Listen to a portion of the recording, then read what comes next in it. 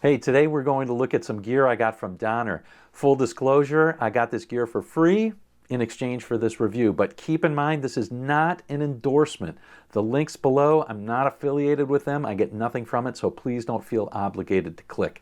Let's look at the gear that we'll talk about today. The first is this DST 152 guitar. The second is this Arena 2000 multi-pedal. And the third is this LAX Comp compressor. We'll look at all three coming up. One of them I think is actually pretty darn good. You'll have to watch the review to figure out which one. First up is this DST 152R guitar. It came in a package with a mini amp, a guitar cable, a capo, a set of strings, a guitar strap, picks, pretty much everything you need to get started, and it's clearly geared as a beginner package.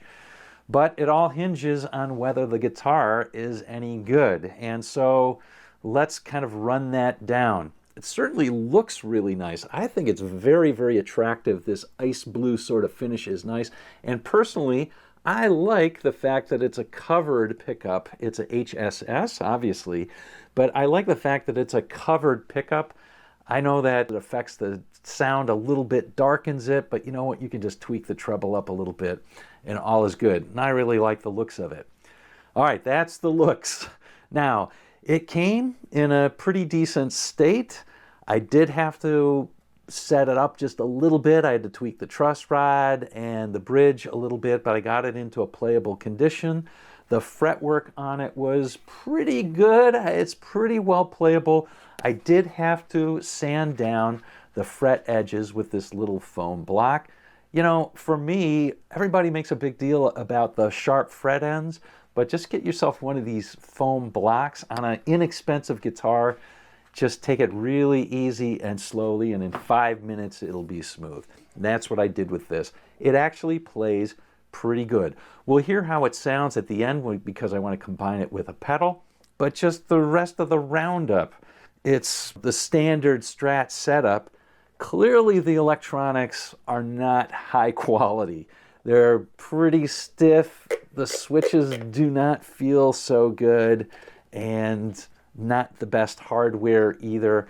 But you know what? It stays in tune. The nut was cut okay. Fretwork's okay. Has the skunk stripe in the back. Looks nice. So if it sounds, oh, I should say it has a thinnish sort of neck. So if you're a wraparound player like that, of course, if this is for a beginner, I don't think you're going to be doing that instantly anyway. But it's a very playable neck, a little bit on the small, narrow, thin side. But if you're into that sort of thing, then this might be, it might be pretty decent. Okay, how does it compare to some other models that are out there? I think if you look at, say, a Squier Affinity, it's close to that maybe. I think maybe it's certainly not the vintage modified or the classic vibe sort of quality, but maybe Affinity quality. Remember, I've got the sounds coming up at the end of the video, so stay tuned for that. Next up is the Arena 2000 multi-pedal. Now, I was excited to get this one because my beloved G3X pedal is on the fritz and it's no longer reliable to take to a gig. I used to go to the gigs and it was so easy and simple to play this and just use it as a 3 effects, 4 effects stomp box. Maybe I put in a couple of patches. I can't do it with this anymore, but what I liked about it is it's just a simple pedal board. So I was hoping that the Arena would work similarly.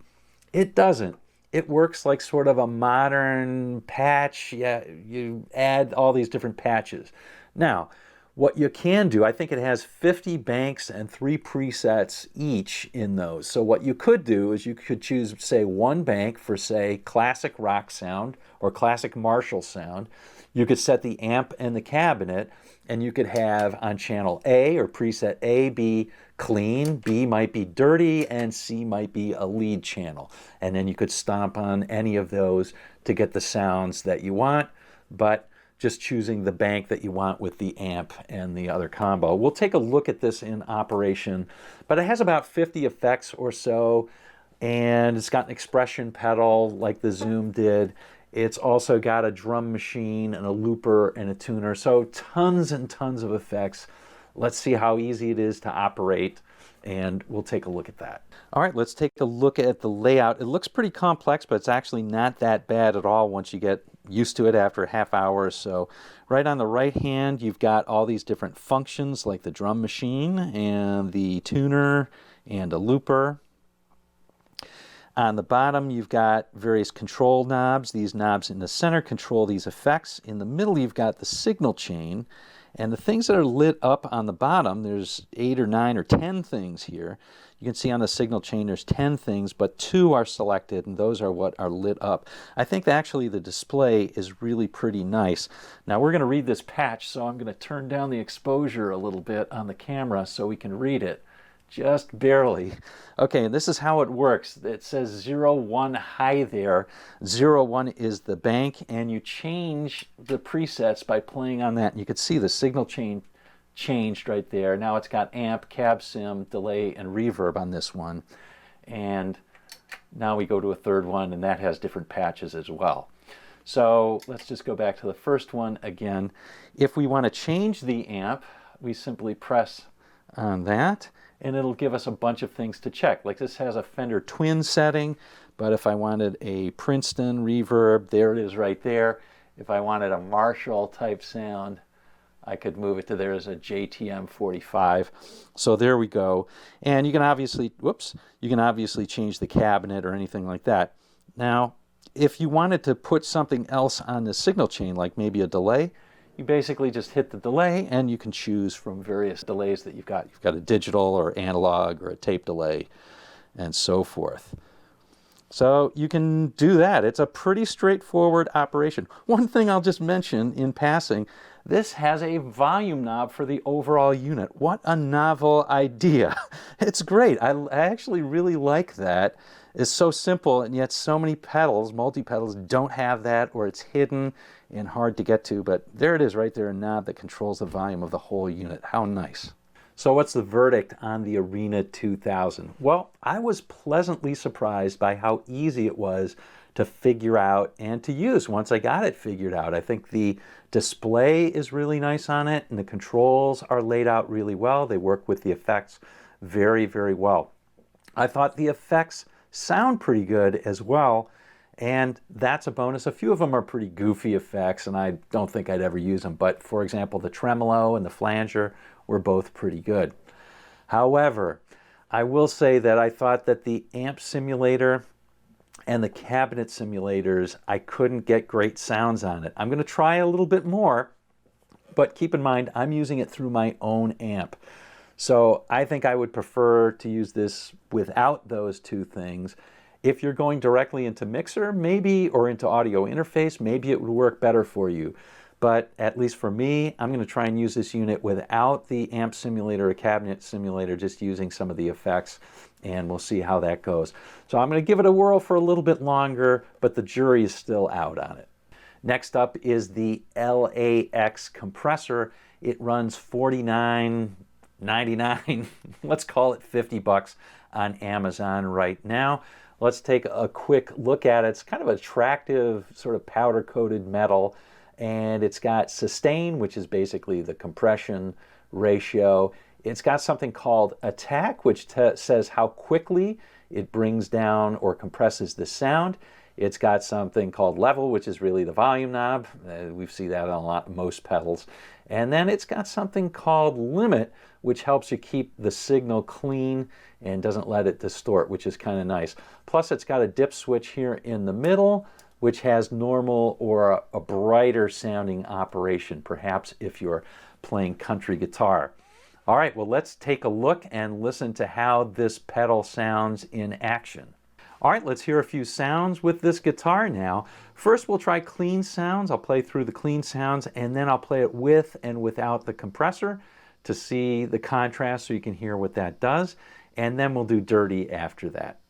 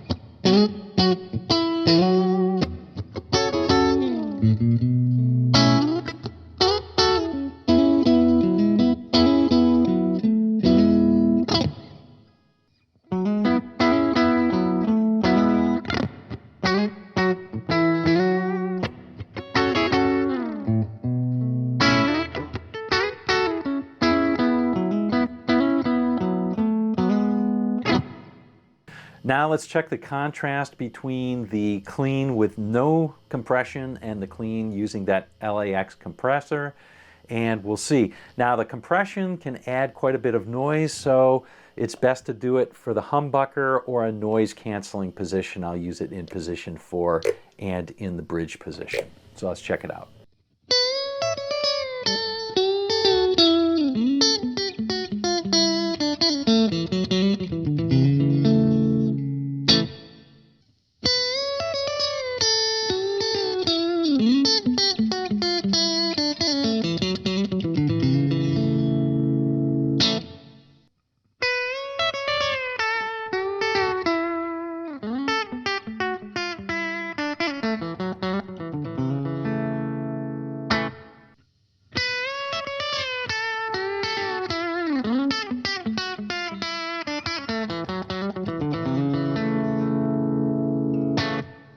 Okay, that's it for the clean sounds and the compressor clean. Now let's check out some dirty sounds. I'm just going to play on the neck and on the bridge just so we can get an idea of what that sounds like.